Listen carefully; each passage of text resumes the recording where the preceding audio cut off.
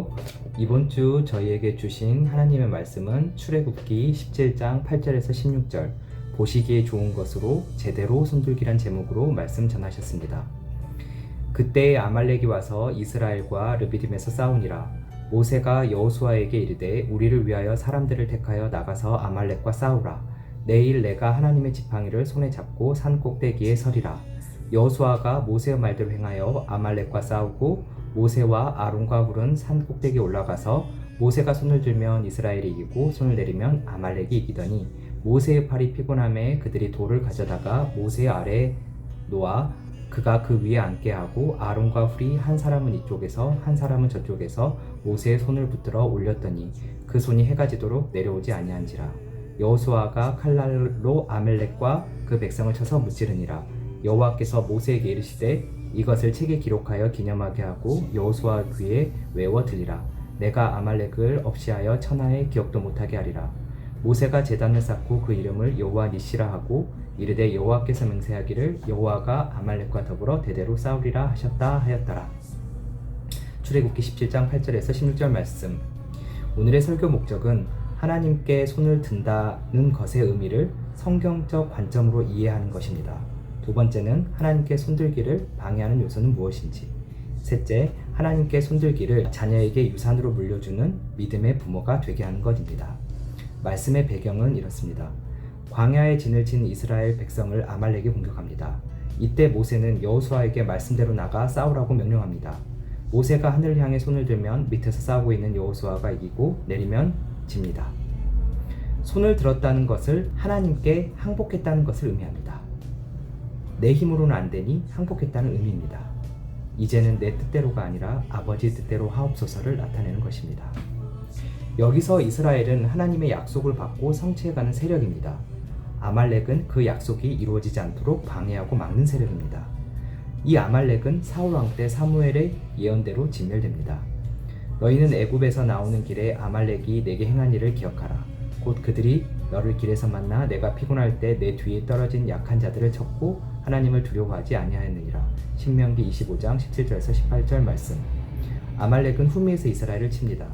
그리스도의 장성한 분량에 이르는 구원의 길에서 항상 뒤에서 치는 세력은 아말렉입니다. 피곤한 사람, 약한 사람을 공격했습니다. 그리고 아말렉이 정확히 어느 시점에서 찾아와 방해하는지를 봐야 합니다. 출애굽기 17장, 시편 95편, 히브리서 3장을 통해 광야에서 마실 물이 없어 목말라 괴로워하는 이스라엘 백성들에게 그들의 완고함을 보게 하고 처리하게 하십니다.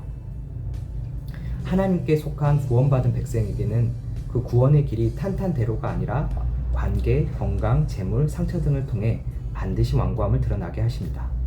제거하게 하십니다. 그것이 하나님의 의지입니다. 완고함이 처리되든 혹은 처리되는 과정이든 그때 아말렉이 쳐들어옵니다. 또 피곤할 때 아말렉이 와서 공격합니다. 왜 피곤할까요? 세상 일에 마음을 쓰고 몸을 쓰고 신경과 감정을 썼기 때문에 피곤합니다. 그래서 바쁜 것, 일 중독 주의해야 합니다.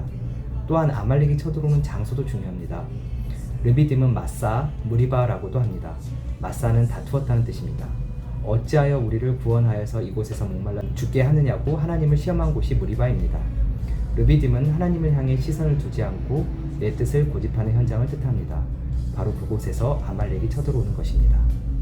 10절. 여호수아가 모세의 말대로 행하여 아말렉과 싸우고 모세와 아론과 훌은 산 꼭대기에 올라가서 하나님께 항복했다는 첫 번째 의미는 여호수아가 모세의 말대로 행하였듯이 말씀 그대로 따라가는 것입니다. 아말렉을 이길 수 있는 지름길입니다.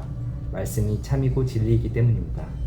내 마음에 다른 것이 깃들 때마다 그럴 수 없다고, 그것에 신경 쓰여서 피곤할 수 없다고, 내 마음은 주님께 가 있어야 한다고 선언하고 말씀 따라 사는 것입니다. 두 번째 의미는 모세가 하나님의 지팡이를 잡고 산 꼭대기에 섰습니다. 하나님의 지팡이는 원래 모세의 지팡이입니다. 출애굽기 4장에 하나님께서 모세가 들고 있는 지팡이를 뱀으로 바꾸시고 다시 지팡이로 바꾸는 장면이 나옵니다. 모세의 지팡이가 하나님의 지팡이가 되는 조건은 단 하나, 약속이 덧입혀졌을 때입니다. 그때 항복할 수 있는 사람이 됩니다. 하나님의 약속으로 덧입혀졌을 때만 하나님의 사람 누구누구가 되는 것입니다. 마음의 든든함, 다윗의 심장이 생기는 것입니다. 사회적으로 신분이 높고 낮음 아무 관계가 없습니다. 주눅들지 않습니다. 반대로 하나님의 약속이 희미해지면 그토록 초라해지고 모든 것이 두려워집니다. 그래서 그 하나님께 항복하는 것입니다. 혼자 힘으로는 안 됩니다. 아론과 훌이 협력한 것처럼 그리스도의 몸으로 연합하는 것입니다. 혼자 믿음 생활 잘하겠다는 사람은 전부 미끄러지고 낭망하고 깊은 교만에 빠져서 늘 지도만 하고 다니게 됩니다. 항복을 막는 요소가 또 있습니다. 2절 만군의 여호와께서 이같이 말씀하시기를 아말렉이 이스라엘에게 행한 일 곧 애굽에서 나올 때 길에서 대적한 일로 내가 그들을 벌하노니 지금 가서 아말렉을 쳐서 그들의 모든 소유를 남기지 말고 진멸하되 남녀와 소아와 젖먹이는 아이와 우양과 낙타와 나귀를 죽이라 하셨나이다 하니 사무엘상 15장 2절 3절 말씀.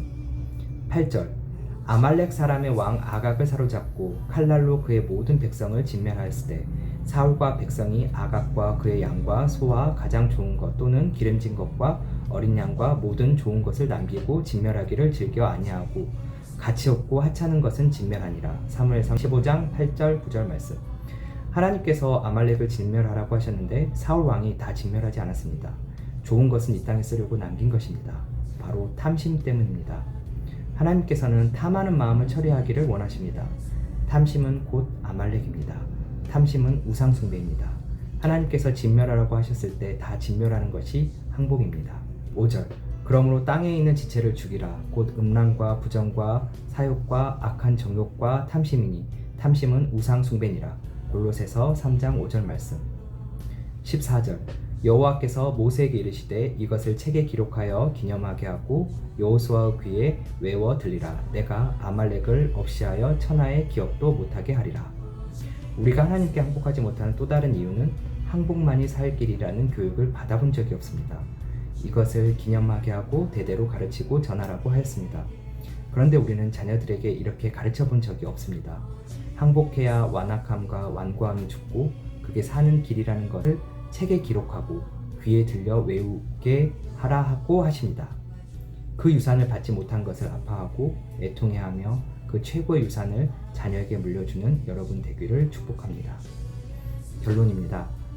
첫 번째, 하나님께 손을 든다는 것은 항복합니다를 의미합니다. 내 뜻은 죽고 아버지의 뜻대로 하옵소서를 의미합니다. 그것은 또 말씀 그대로 따라가는 것입니다. 하나님의 약속이 덧입혀져 하나님의 사람으로 살아가는 것입니다.